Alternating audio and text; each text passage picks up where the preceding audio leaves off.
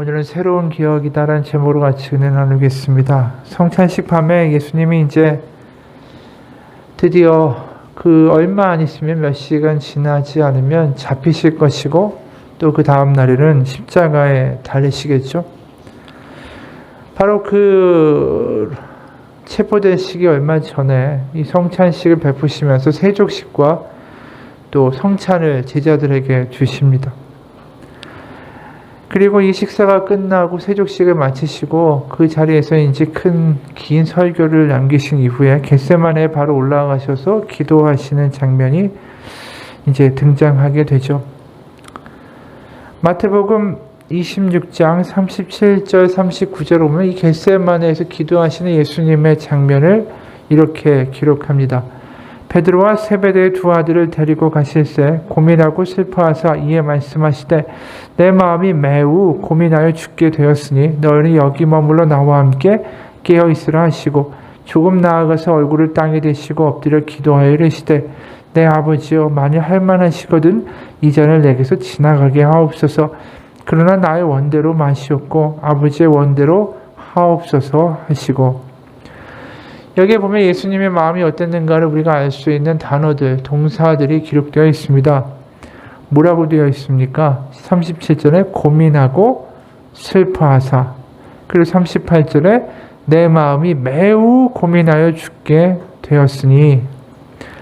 그러니까 고민하는 그 지경이 그냥 고민하는 정도가 아니라 괴로워서 죽을 정도로 마음이 힘들 지경이다라고 예수님이 말씀하셨다라는 것입니다.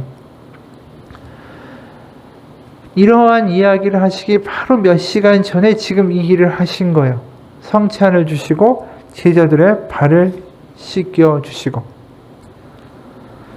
자신의 어떤 앞으로의 십자가의 운명을 너무나도 빤히 아시는 예수님 입장에서 마음이 그렇게 막 찢어지게 괴롭고 너무 심각하게 그 마음 가운데 슬픔이 밀려오는 그 분이 어떻게 이렇게 제자들과 함께 태연하게 식사를 하실 수 있을까? 우리가 만일 당신 4시간 있으면 죽어요, 사형입니다, 이런 이야기를 들으면, 아니면 몇 시간 후에 이제 갑자기 큰 일로 죽을 겁니다, 이런 이야기를 들으면 우리는 밥이나 넘어갈까 싶어요. 밥도 안 넘어가겠죠. 도대체 예수님은 어떤 마음으로 이 제자들에게 발을 씻기시고 이들에게 성찬을 베풀고 계실까? 여러 가지의 이 성찬의 장면에 대한 해석이 있을 수가 있습니다. 그 중에 대표적인 게 예수님이 유월절에 그 당시에 사람들이 먹던 어린 양을 대신하여 우리 죄를 위하여 죽으셨다라는 게, 그것을 보여주셨다라는 게 이 성찬에 대한 이야기이기도 하죠. 우리가 아는 것처럼 출애굽할 때 이 10가지 재앙이 있고 이제 드디어 장자의 죽음이 도래한 이후에 파라오가 드디어 두 손 두 발 다 들고 항복하죠. 떠나가라고. 그런데 이 유월절에 그러면서 이제 급히 그들이 이 무교병을 먹고 양고기를 먹게 되는데, 거기 양고기가 어디서 온 거냐 하면 그 장자의 죽음이 면해진 유대인들의 이스라엘 집들에는 모두 그 문설주에 양의 피, 어린 양의 피를 발랐죠. 그 어린 양의 피, 어린 양의 고기였습니다. 그러니까 유월이라는 게 결국은 그러니까 넘는다라는 뜻이에요. 월담한다, 넘는다, 유월. 영어로 말하면 패스오버죠. 뭐가 넘어간다는 뜻입니까? 죽음이 넘어간다라는 거예요. 그 이스라엘 집은, 그 외의 집들에는 모두 다 죽음이 닥쳐온 것이죠. 그러니까 그 장자들이 다 죽어버렸는데, 장자가 그 당시에 뭘 의미합니까? 가문을 상징하는 것이죠. 결국 그 장자들은 다른 아들보다 2배의 유산을 상속하고 그 가업을 입고 그 형제들의 식솔들을 다 책임지는 게 이 장자의 그 몫이었어요. 그러니까 어려서부터 그렇게 교육을 받고 키워진 사람들이 장자예요. 네가 집안의 기둥이 되고 이제 형제들을 보살펴야 되고, 형제들이 뭐 문제가 생겨서 재산을 잃고 노예가 되면 너희가 가서 그걸 다 물어주고 형제들을 찾아와야 되고, 뭔가 그런 장자로서의 기둥되는 모든 이들이 싹 다 죽어버릴 때 이 유대인들 이스라엘의 집에만 이 장자들의 죽음에 피해갔다라는 것이죠. 그러면서 유월절 식사를 하게 된 거예요. 거기서 나온 양을 가지고. 그런데 우리가 이 성찬을 보면 예수님의 식사의 장면에는 유월절 양이 없습니다. 그러면서 양을 먹지 않고 뭐라고 하시죠? 떡을 내 살이라고 부르시고 또 포도주를 내 피라고 부르시면서 그 떡을 먹으라고 하십니다. 그러니까 예수님이 성찬에서 보여주시는 건 뭐냐면 유월, 죽음이 넘어갔다라는 것을 유월절 양이 보여줬다면 예수님을 통하여 십자가와 부활을 통하여 드디어 죽음을 이기고 영생을 얻게 되는 우리의 삶의 그 모습을 미리 보여주는 식사다라고 보여지는 것이죠. 그러니까 구약의 유월절의 그 모티브가 그대로 신약의 이 성찬을 통해서 재현되고 있다라고도 말할 수 있는 거예요. 그러니까 이게 어떻게 보면 신학적인 어떤 해석이기도 하죠. 그런데 사실은 그걸 떠나서 오늘 우리가 이 장면에서 아까 처음에 서두 이야기한 것처럼 예수님이 그렇게 마음이 심란하고 괴롭고 너무나도 번민되는 가운데 이 제자들의 발을 씻겨주셨다라는 것 자체가 던지는 실질적인 메시지는 과연 무엇이냐 하면 예수님이 나귀를 타고 예루살렘에 입성하신 거죠. 며칠 전에. 구름 같은 많은 군중들이 거리를 꽉 메우고 환호성을 질렀죠. 호산나 다윗의 자손이요. 사람들은 이 하나님이 다윗처럼 위대한 왕 보내주셔서 자기들을 구원해 주실 거라고 믿어 의심치 않았고 그게 예수님이다라고 믿은 건 아닙니까? 그런데 예수님이 이제 제자들과 함께 유월절 만찬을 이 전통대로 나누기 위해서 예루살렘의 다락방에 가보니까 이 발을 씻겨줄 종이 있어야 되는 거예요. 왜냐하면 이 누구나 손님들이나 외부에서 누군가 집으로 들어가게 되면 당연히 종들이 나타나서 발을 씻겨주는 게 맞는 거 아닙니까? 왜냐하면 그 당시에 다 워낙 길바닥에 오물도 많고 또 거기에 먼지도 많고 분뇨도 있고 그러다 보니까 다니다 보면은 이제 발에 더러운 것도 묻게 마련이고 또 중요한 건 그 이방인의 땅에 먼지나 흙이나 이런 게 섞이면 그게 그들에게 이제 부정을 일으키는 것이기 때문에 그들이 모르는 상태든 아는 상태든 뭔가에 접촉했을 가능성도 있고 그래서 늘 발을 닦아야 되는 게 그게 율법에서 정해진 정결례였습니다. 그러니까 그 필수의 일인데 그걸 누가 했냐면 종이나 이방인이나 노예나 여자아이나 이런 존재들한테 시켰던 거예요. 그러니까 그 일은 절대적으로 유대인 남자들은 절대 하지 않았습니다. 왜냐하면 그게 부정하고 불결한 일이기 때문에. 그런데 지금 예수님이 유대인 남자잖아요. 게다가 뭐라고 지금 그들이 얼마 전에 봤습니까? 와, 메시아다. 다윗의 후손이다. 어마어마한 분이다. 새 왕국이 만들어진다. 근데 이분이 갑자기 정신 나간 것처럼 진짜 유대인 남자가 절대 해서는 안 되는 일인 이 발 닦아주는 일을 하겠다라고 나서신 거예요.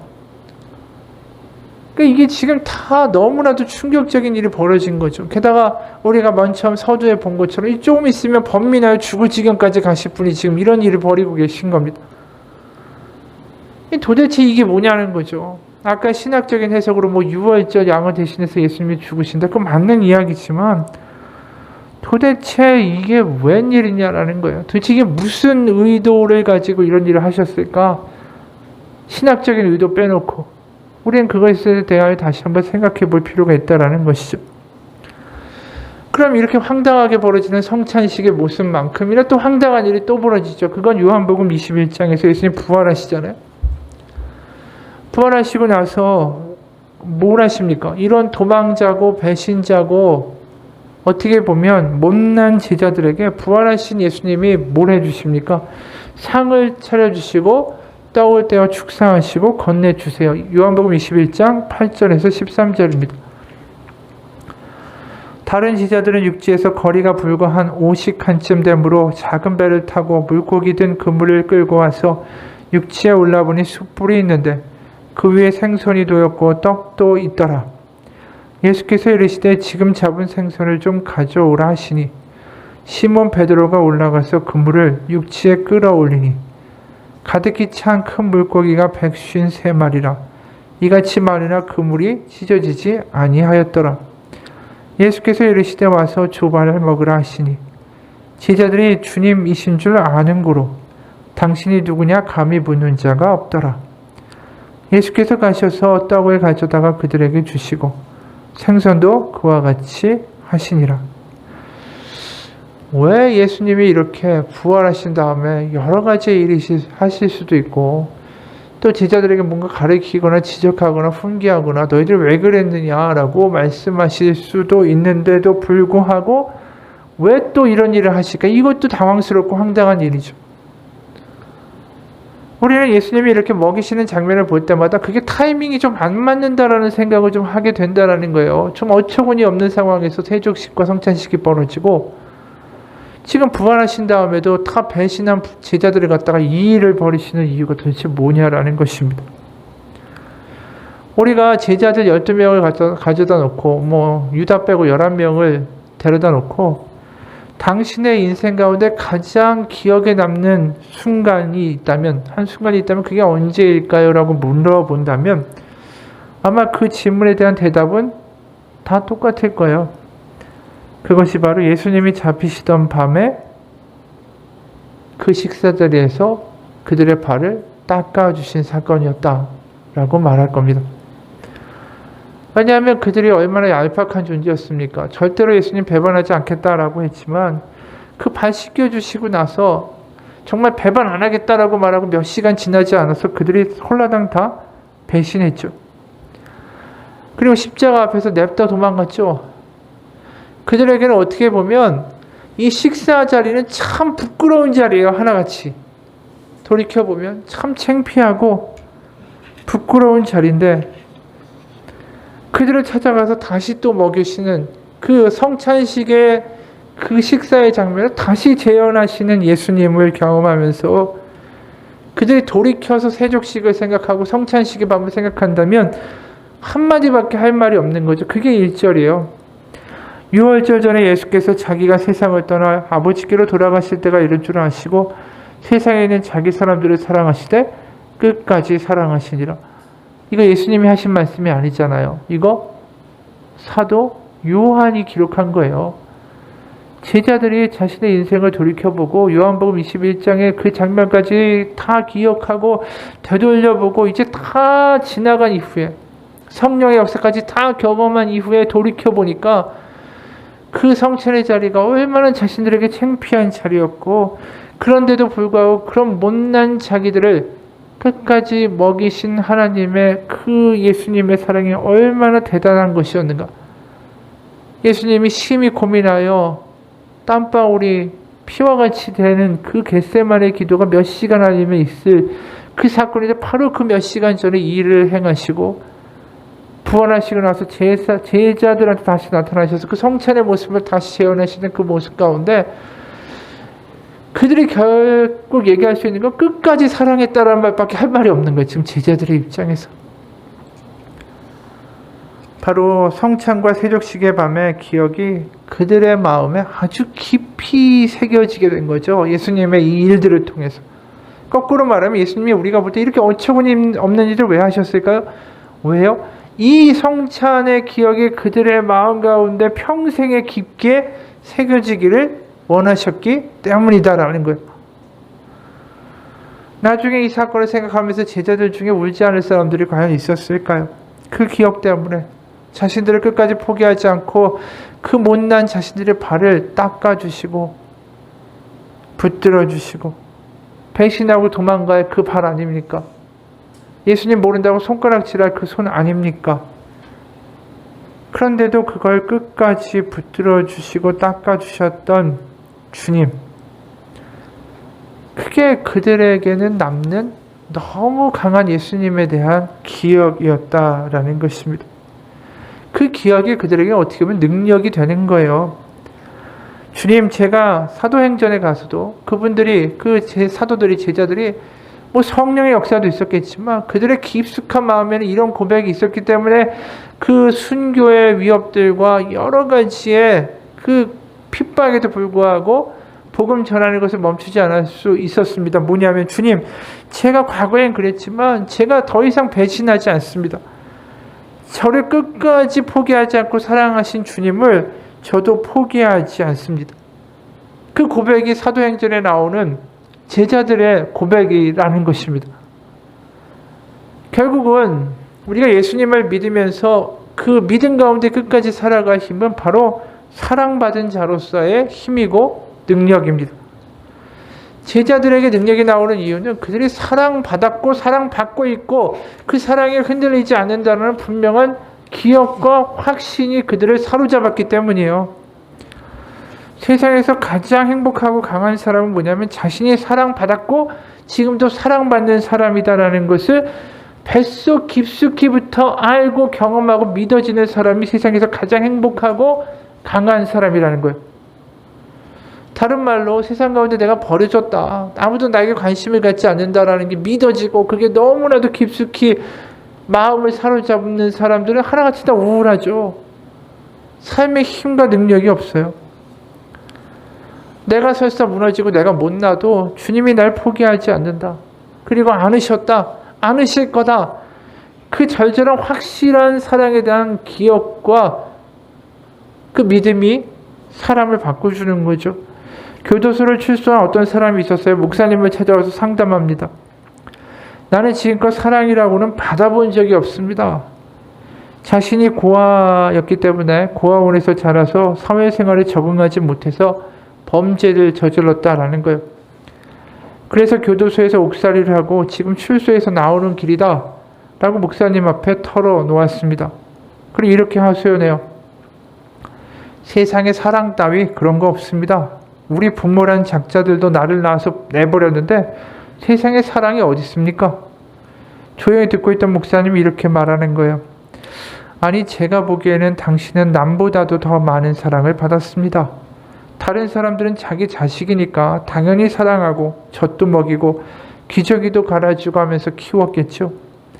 그런데 당신은 당신 말대로 부모도 없는데 그럼 누가 당신의 기저귀를 갈아 채웠을까요? 누가 당신에게 우유병을 챙겨서 먹였을까요? 당신 스스로 혼자서 자랐습니까? 보십시오. 당신하고는 아무 상관도 없고 피 한 방울 섞이지 않은 사람들이 당신을 사랑해서 먹이고 입혀서 오늘의 당신이 있는 거 아닙니까? 언제 당신이 뭔가 농사한 일이 있습니까? 그런데 지금까지 뭘 먹고 살았습니까? 그런 거 보면 당신은 남보다도 사랑을 더 많이 받은 거 아닙니까? 그날 이 말에 한참을 울었어요. 그리고 입을 띄우면서 말했습니다. 정말 그래요. 제가 자랐던 고아원의 원장님은 장로님이셨는데 참 좋은 분이셨어요. 그리고 그는 원장님에게 우선 감사부터 하러 가겠다라면서 자리에서 일어섰어요. 이 사람의 변화가 어디서 시작된 겁니까? 나도 사랑받은 때가 있고 나도 사랑받았던 사람이구나라는 그 깨달음과 기억이 그를 다시금 돌아서게 만든 것이죠. 사람이 주는 사랑에도 이렇게 사람들이 변화될 수 있는데 하나님이 나를 그렇게 사랑하시는 기억이 우리 가운데 존재한다면 그것이 우리에게 힘이고 능력이고 감동인 거죠. 제자들 신학이 없습니다. 똑똑하지 못해요. 지식도 없습니다. 무식한 사람들도 있습니다. 그들이 뭔가를 설명할 수는 없어도 예수님의 이 일을 생각할 때마다 그 가슴에 절절히 느끼는 거죠. 예수님이 정말 끔찍히 사랑했구나. 우리도 마찬가지예요. 사랑의 기억이 별로 없다. 돌이켜보면 나 혼나기만 했고 그냥 내 힘으로 열심히 버둥버둥거리면서 살아왔다. 그렇게 사는 사람만큼 불쌍한 사람이 없죠. 실제로 지금 우리가 살아가면서 우울증에 빠져 있거나 열등감에 빠져 있거나 계속해서 문제에서 허덕거리는 그런 모습들을 가진 사람들에게는 다 보면 과거의 기억의 문제가 있어요. 기억의 문제. 그걸 누군가는 트라우마라고도 부르죠. 본인이 의도하지 않아도 그 과거의 기억이 자기를 갉아매어 버리는 거예요. 떠나고 싶어도 애를 써도 그 기억에서 벗어날 수가 없고, 그래서 그 기억을 가지고 늘 자기의 상황을, 그때의 기억을 가지고 해석하고 받아들이고 불안해하는 거예요. 어떤 사람이 이야기를 소개합니다. 20살의 청년이에요. 그는 티 없이 맑아 보여요. 그런데 누군가 자기를 의심하거나 신뢰받지 못하면 엄청나게 화를 내는 거예요. 그러니까 사람들이 이해 안 가죠. 뭐 의심할 수도 있고 신뢰 못할 수 있는 거지 뭘 그걸 가지고 그렇게 분노를 하고 노발대발하느냐. 사람들이 고개를 절레절레 흔들어요. 근데 그 사람의 마음에 이런 기억이 있었다라는 거죠. 초등학교 시절에 반에 지적장애인 친구가 추행을 당했습니다. 선생님은 범인을 찾기 시작했죠. 추행을 당한 학생에게 반 친구들의 사진을 보여줬습니다. 지적장애인 친구는 티 없이 맑아 보이는 바로 그 친구를 주목한 거예요. 지목한 거죠. 선생님은 그 말에 이 친구를 교실에 감금하고 밤새 집에 가지 못하게 했습니다. 결국은 자신이 했다라는 허위 자백을 하고 말았어요. 그 이후로 친구들과 선생님들에게 범죄자로 낙인이 찍혔죠. 이 티 없이 맑아 보이는 그 청년이 어릴 때 그 경험 때문에, 기억 때문에 누군가 자기를 의심할 때마다 말도 안 되는 분노를 폭발하고 격하게 반응한 겁니다. 이 청년이 초등학교 시절의 기억에 지배당하고 있는 거예요. 그 기억으로 상황을 모두 다 해석해버리고 너무 과하게 반응을 하게 되어버린 것이죠.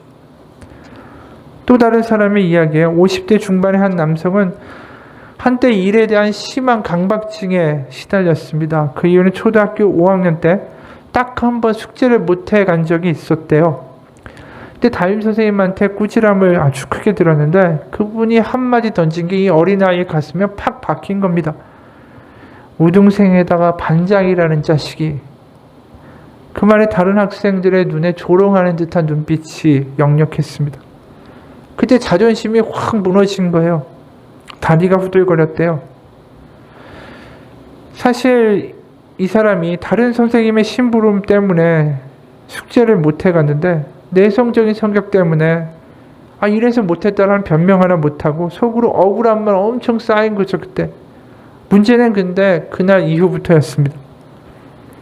그 뒤에 이분이 자기가 맡은 일을 다 했는지 이 강박증적인 신경증을 보이기 시작했어요. 오늘 한 일, 내일 할 일, 그리고 일주일 안에 해야 할 일들을 몇 번씩 확인한 뒤에도 잠자리에 들고 나서도 왠지 뭔가 빼먹은 거 아닌가? 라는 생각이 들었다라는 것이죠. 그러면서 초등학교 때 숙제 강박증이 중고등학교 때 대학 오면서 성적에 대한 집착증으로 이어가고, 그러니까 당연히 공부를 잘할 수밖에 없죠. 그러니까 명문대학 경영학과를 수석으로 졸업하고 학교에서는 유학을 가라. 근데 유학을 안 가고 취직을 했대요. 왜냐하면 이제는 더 이상 내가 성적에 목매서 살지 않겠다. 내가 좀 자유롭게 살아야 되겠다라는 생각이 들었다라는 것이죠. 근데 그게 되나요? 안 되지. 그러니까 숙제, 성적에 대한 강박증이 직장에서는 그대로 일강박증으로 이어진 거예요. 남들보다 더 일찍 출근하고 밤늦게까지 야근도 하고 이 고단하게 직장 생활을 하면서 사람들이 저 사람 너무 튀려고 한다라는 이야기도 들렸지만 또 일부분에서는 책임감 강한 사람이다라는 칭찬해 주니까 그걸로 그냥 끝까지 간 것입니다. 그러다가 직장 생활 2년 만에 터져버린 거예요.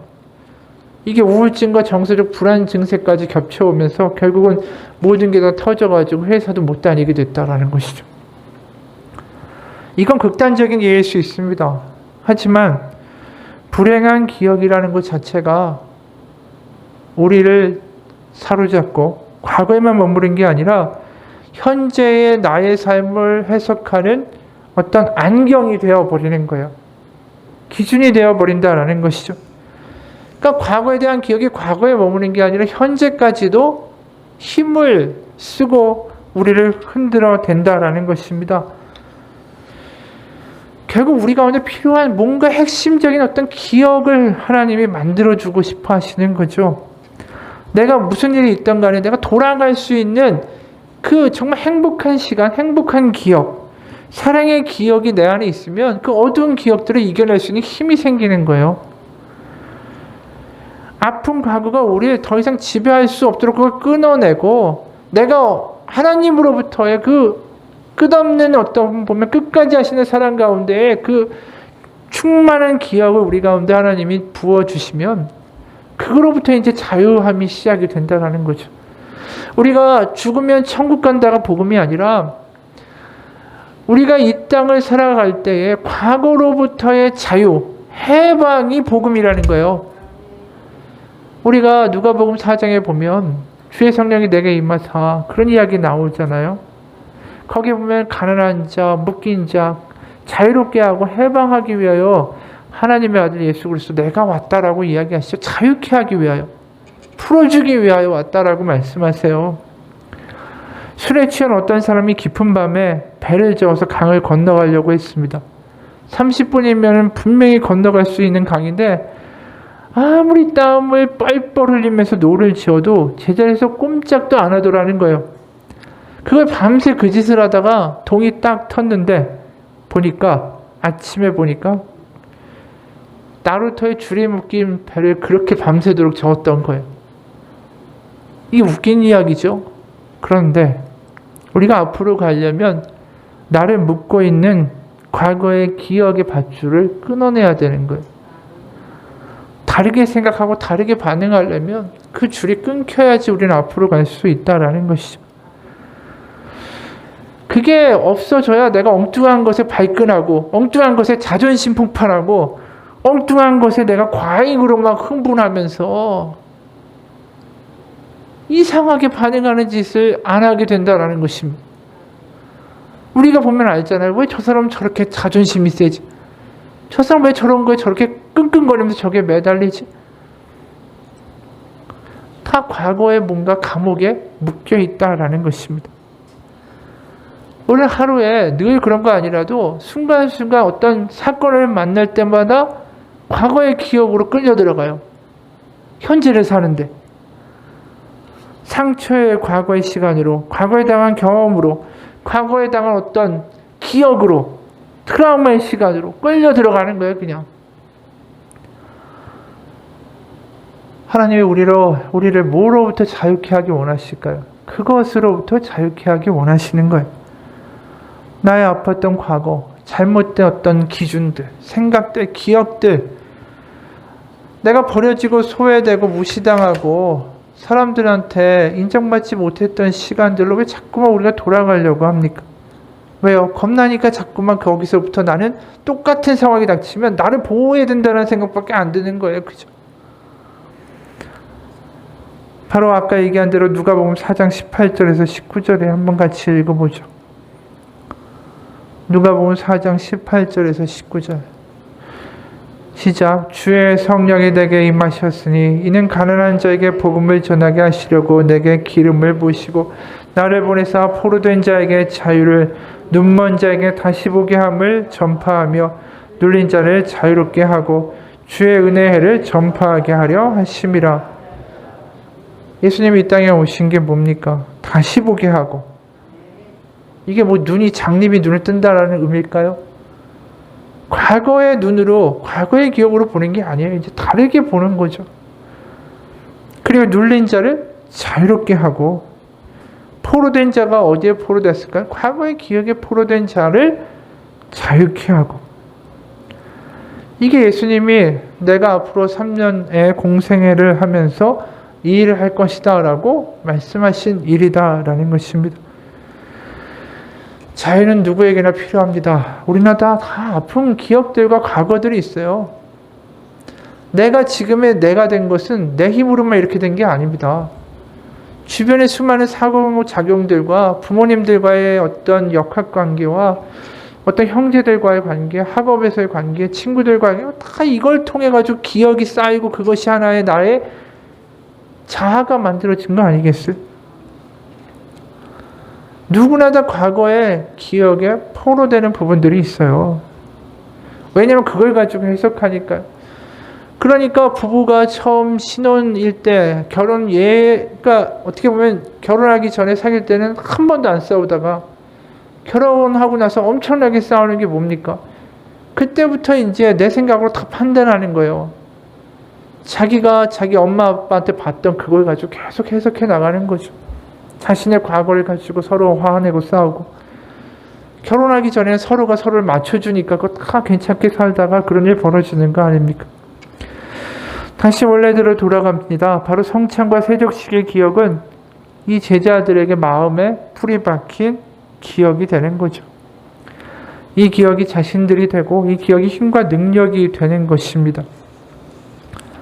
우리가 그러기 때문에 예배하고요, 성찬하는 게요, 그냥 예배 드렸다, 성찬했네가 아니라 다시 하나님의 그 끝없는 끝까지 하시는 사랑을 매주마다 성찬식을 할 때마다 체험하는 거예요. 다시 또 내가 이렇게 개판이고 이렇게 엉망인데, 그 세족식의 그날을 기억하면 제자들만 그런 게 아니라 나도 그 자리에서 참여한 자로 나를 끝까지 받아주시는 주님을 다시 한번 경험하는 거예요. 그게 예배고요, 그게 성찬이에요. 그럼 예배가 뭘 의미하고 성찬이 뭘 의미하겠습니까? 자유고 해방인 거예요. 더 이상 이렇게 살지 않아도 되는구나, 내가 더 이상 이렇게 생각하지 않아도 되는 거였구나를 깨달아가는 게 과거로부터 해방되는 역사들이 우리 예배를 통해서 경험되고 우리 성찬을 통해서 경험하고, 그러면서 감사하고 기뻐하게 되는 거죠. 과거로부터 이제 풀려났는데 내가 더 이상 과거의 기억의 종이 아닌데, 노예가 아닌데. 어느 날 오후에 전도사님이 목사님과 함께 이제 임종을 가까이 둔 어느 성도의 집에 신방을 갔습니다. 그는 여생의 마지막을 자신의 집에서 가족들과 친구들과 그리고 정원에 피어나는 꽃을 보면서 보내길 원했습니다.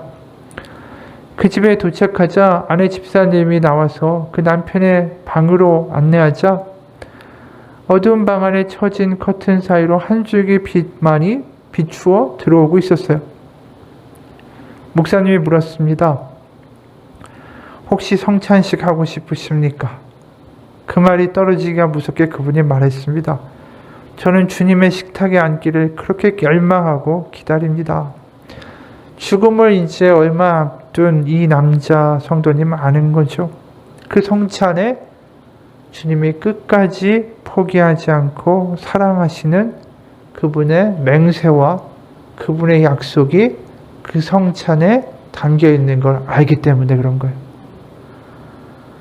내가 이 세상을 떠나기 전에 내가 세상에서 어떠한 죄를 짓고 어떠한 허물이 있고 내가 어떠한 상황이다 할지라도 그 성찬을 받으면서 아는 거예요. 주님이 끝까지 사랑하신 그 사랑이 지금 이 죽음의 문턱에서 나에게도 똑같이 임할 것입니다라는 걸 믿는 거죠. 제자들은 그날 밤의 기억을 가지고 살아가요. 그렇기 때문에 우리가 성찬식을 하는 거예요. 왜 성찬식을 하나? 그냥 빵하고 포도주스 갖다 놓고 왜 하나? 왜 하는 게 아니에요. 그 날에 주시는 그 사랑의 기억으로 다시 한번 자유케 되는 역사들을 우리의 공동체 가운데 성령을 통하여 이루어 주신 하나님의 약속입니다. 제자들이 그날 밤의 기억을 다시 한번 생생하게 기억하게 되는 계기가 또 하나 있죠. 그건 예수님이 승천하신 이후에 제자들이 다락방에 모여서 성령의 강림을 기다리게 됩니다. 그들이 모여 기도하던 장소가 어디죠? 마가의 다락방이에요. 바로 세족식과 성찬이 있던 그곳이죠. 그들이 배신할 것을 알고도 그들 앞에 무릎을 꿇고 정말 종이나 할 노예나 할 일을 한 명 한 명 발을 닦아주신 그 장소가 바로 그 장소였어요. 그 자리에 모여서 기도하면서 무슨 생각이 가장 많이 났을까요? 그 다락방에서 기도하고 있을 때 무슨 생각이 났을까? 자신들의 못남과 자신들의 허물과 자신들이 배신했던 그 기억들이 다시금 뼈저리게 아프고 그런 가증스러운 자신을 끝까지 발을 손수 닦아주시고 성찬으로 직접 떡을 띄워주시고 잘해주시면서 먹여주셨던 예수님의 기억이 거기서 기도하면서 얼마나 많이 났겠어요. 그리고 그들이 성령이 오기까지 기도하면서 얼마나 많이 울었을까? 얼마나 통곡하면서 시간을 보냈을까요? 이제 하늘로 승천하신 주님을 그리워하고 자신들이 한심했던 그 모습, 그러나 자신을 품어주셨던 주님, 바로 그분이 보고 싶지 않았을까요? 그분의 목소리도, 그분의 얼굴도, 그분의 미소도, 그분의 손길도 다 그리웠을 것입니다. 그렇게 예수님 너무나 보고 싶고, 그리고 주님의 사랑이 사무칠 때 기도한 지 열흘 되던 날에 하늘로부터 성령의 불이 떨어진 거예요. 그들이 가지고 있었던 성찬과 세족식의 그 사랑의 기억 위로 뭐가 부어졌냐면 성령이 부어진 거예요. 가뜩이나 예수님의 그 사랑에 대한 절절함이 가득한데 거기 성령까지 부어졌으니까 이들이 얼마나 뜨거운 마음으로 세상을 향해서 달려나갔겠어요. 하나님 살아계시다고, 예수님이 진짜라고 얼마나 감격하면서 세상에 뛰어나갔을까라는 것입니다. 우리도 마찬가지. 우리가 예배하고 성찬하면서 세상에 가서 복음을 전해야 합니다가 아니라 우리가 예수님의 사랑을 다시 한번 경험하고 성령이 우리 가운데 임하시면 우리의 마음 가운데 불붙듯한 그 열정과 뜨거움이 살아나서 복음을 전하라고 말하지 않아도 복음을 전할 수밖에 없게 된다는 거예요. 그게 예배고 그게 우리가 하는 성찬입니다. 그러면서 내가 하나님으로부터 얼마나 사랑받는 존재인가를 절절히 체험하며 사는 거죠. 그게 주일에 이야기한 기도라는 거 아니에요. 기도. 예수님이 나를 얼마나 애끓는 마음으로 바라보시고 다 알고 계시다라는 게 내 마음에 믿어지고 그것이 감격되고 그것이 체험되는 것이 기도라고 말한 게 다 같은 이야기 아니겠어요? 그게 예배고 그게 성찬이죠. 옛날에 어떤 젊은 수도사가 한 성인에게 내가 그리스도인이면 어떻게 살아야 됩니까? 라고 물었습니다. 그러자 성인이 형제의 소명은 무엇이라고 생각합니까? 라고 물었어요. 젊은 수도사는 매일 내가 행정 업무를 처리하고요, 책을 옮겨 쓰고 음식 준비하고 설거지하는 것입니다. 라고 대답했습니다. 그러자 이 성인이 또 물어요. 형제의 소명은, 진정 소명은 무엇이라고 생각합니까? 그러니까 수도사가 또 생각하는 거죠. 그럼 다른 것을 말해야 하는가? 가난한 자를 돌보는 것입니다. 라고 생각합니다. 그랬어요. 그게 또 물어요. 형제의 진정한 소명은 뭐라고 생각합니까? 대답 못하고 있는데 이 성인이 이렇게 얘기했습니다. 그런 거 다 아닙니다. 형제의 소명은 형제가 얼마나 많은 사랑을 받고 있는지를 아는 것입니다. 스스로가 얼마나 많은 사랑을 받고 있는지를 알고 기억한다면 그런 일을 하실 수 있는 힘을 허락하시는 분을 위해서 살아갈 수 있는 능력도 생기는 것입니다. 라고 이야기했어요.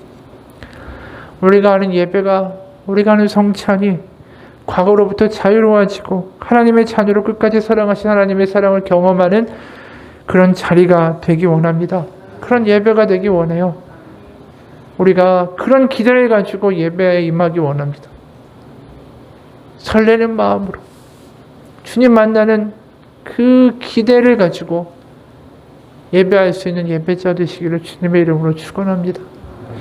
기도하겠습니다. 하나님 아버지, 하나님 우리를 자유케 하기 원하십니다. 쓸데없는 분노와 쓸데없는 자격지심과 쓸데없는 부정적인 생각들과 쓸데없는 두려움들과 쓸데없는 공포와 쓸데없는 걱정과 쓸데없는 완벽주의, 그 모든 것들을 다 깨어 부수시고 그 자리에 하나님의 새로운 왕국, 하나님의 나라를 우리 마음 가운데 지어주기 원하십니다. 하나님 오시옵소서.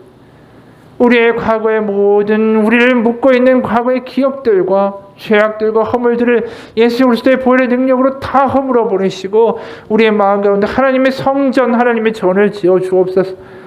하나님이 우리와 함께 하시고 살아주신 하나님의 전이 우리 가운데 임하여 주셔서 우리가 하나님의 그 끝없는 사랑을 가지고 감격하며 경험하며 그 세상에 사랑받은 자로, 그래서 사랑 줄 수 있는 자로 살아가기 원합니다. 세상이 우리를 해칠까 봐 두려워하고 걱정하고 근심하고 작아지고 분노하고 전전긍긍하는 사람이 아니라 하나님의 사랑 가운데 머무는 자, 그분과 함께 동행하는 자, 그분 안에 거하는 자로 살아갈 수 있는 우리의 삶이 되게 도와주옵소서. 예수님 이름 받들어 기도합니다. 아멘. 우리 같이 함께 기도합시다.